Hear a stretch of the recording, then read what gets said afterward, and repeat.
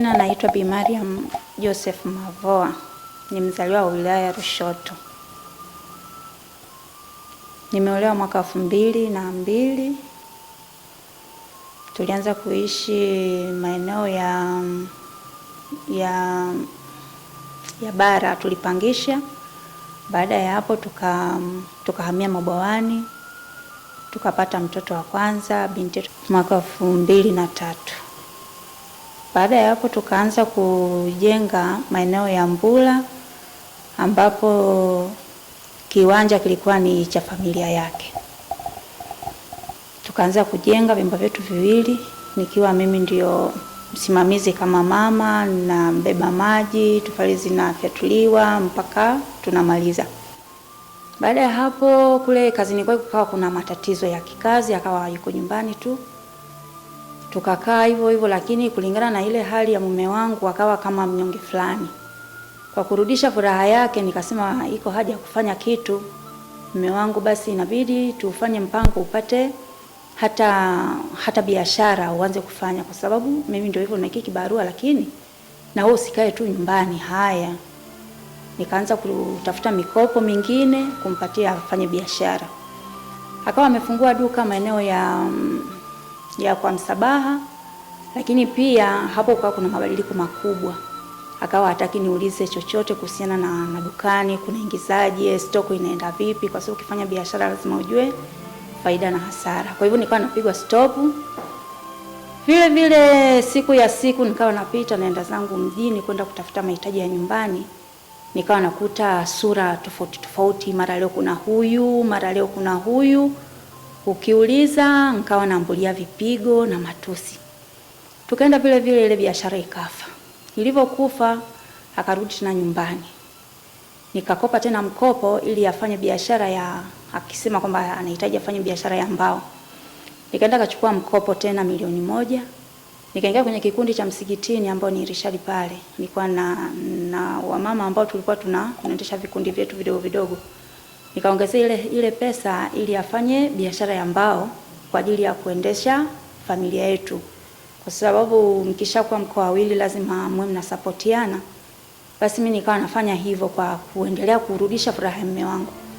Lakini pia haikuwezekana kwa sababu tayari naona mwenzangu alikuwa ana mawazo mengine tofauti na mimi. Tukaenda vile mambo yakawa akileta mzigo hataki kuulizwa mzigo umetoka labda mbao ngapi, labda unaendaje. Basi vikaenda vile mambo yakawa yanavurugika kila wakati. Ikabidi nimkalishe kwa kumrudisha vizuri kwamba mume wangu, hivi tunavyoenda hatuwezi tukafika. Tukichukua mkopo tunahitaji tuendelee. Maisha yanaendelea, inabidi na sisi tubadilike. Inafika wakati sisi tumeishi hatuwezi kufanya chochote, lakini tuna kitu cha kufanya. Akaniambia yeye hataki kuendeshwa. Yeye ni mwanaume na mimi nitabaki kuwa mwanamke. Kwa hivyo nikaendelea kuwa mpole, nikaona kwamba ni changamoto tu za maisha.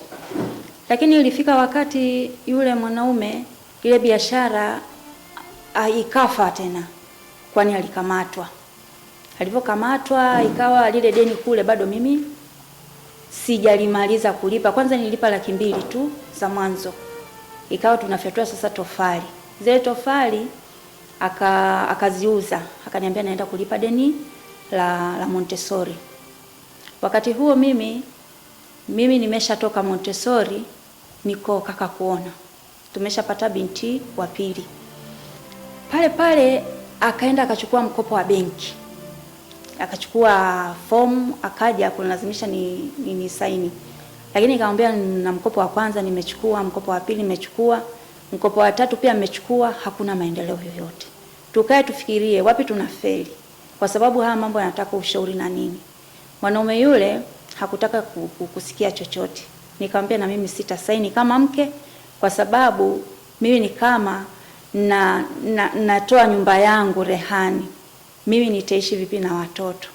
Akaniambia watoto wa kwake na nyumba ya kwake na kiwanja cha kwake. Kama nilitoa pesa mimi nilikuwa najipendekeza tu. Nikamwambia ni sawa, lakini mimi sina upande mwingine nilipoweka 200 yangu yote nilikuwa naiweka hapa, na nilikuwa nataka sisi tuendelee kama familia. Mwanaume yule alikuwa hataki kusikiliza chochote. Tukaendelea vile vile, hali ya msuguano kama vile. Akaenda akachukua mkopo. Sasa nimesainishwa kwa nguvu, maana yake nilikuwa natishiwa na kupigwa, pia nilikuwa napigwa. Wenzake wakija wanaume kama vile, tena kipindi hicho ndio hivyo, bado sijajifungua. Nakumbuka binti wa pili, nilivuna ndizi hapo kwenye shamba letu. Ndizi yenyewe nilipanda mimi mwenyewe migomba na nilinunua zile mbegu. Lakini wakati huo mimi kukata ndizi kwangu mimi ni mtihani. Siwezi kula kitu chochote, yani nilikuwa na tabu ya kula. Nikaenda kuchuma mandizi 4 niachemshe tena chukuchuku bila hata mafuta. Lakini ndizi zile nilikula, nilipigwa tena nikamatwa kooni, nikawa nawekewa magoti tumboni. Kwa nini alipiga? Alinipiga akiniambia, kwa nini umeenda kuchuma zile ndizi? Ndizi zile ni kwa ajili ya kuvumbika ndizi mimi niuze na shida zangu. Nikamwambia lakini pia na mimi siwezi kula wali, siwezi kula ugali, siwezi kula chochote. Lakini nimetamani kula zile ndizi. Nikila zile ndizi na siwezi kukata mkungu mzima, sitaweza, haujakomaa vizuri, ndio maana nimefanya vile. Basi akawa ananiambia, mwanamke mjeuri wewe, hiyo mimba gani kwa umebebea dunia? Sijui, yani mambo hivi. Kwanza hiyo mimba sio ya kwangu. Nikamwambia sawa, mimba kama sio ya kwako sawa. Lakini sasa kama ni ndizi nimezichemsha basi nisamehe. Maisha yakaendelea vile. Kesho yake nikawa nimechemsha uji. Ule uji sikutaka kuutia mafuta, bali nitamani nikautie limao. Nikaomba shilingi 100 tu, nifanyeje nitie ule uji. Lakini alikataa kutoa ile pesa. Akaniambia kama sitakunywa niache. Ikabidi nitoke niende zangu dukani kule. Nilipofika kuna mama anauza dukani genge. Nikamwambia dada, hebu nipe malimao hapo, nitakuletea yako baadaye. Nikachukua malimao tena akanipaga na ndizi. Nikaja nyumbani.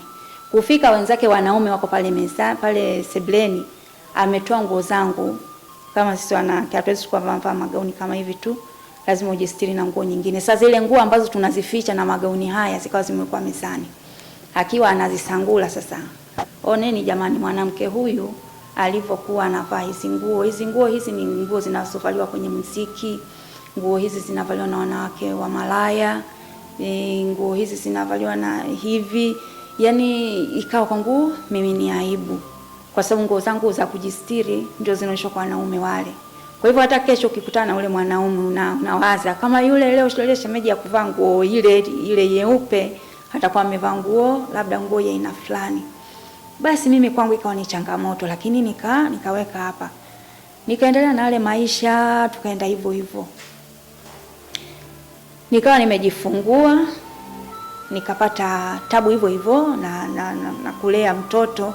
Akawa maisha yamebadilika vibaya sana. Akawa amepata mwanafunzi, tena alikuwa ni mwanafunzi wa sekondari.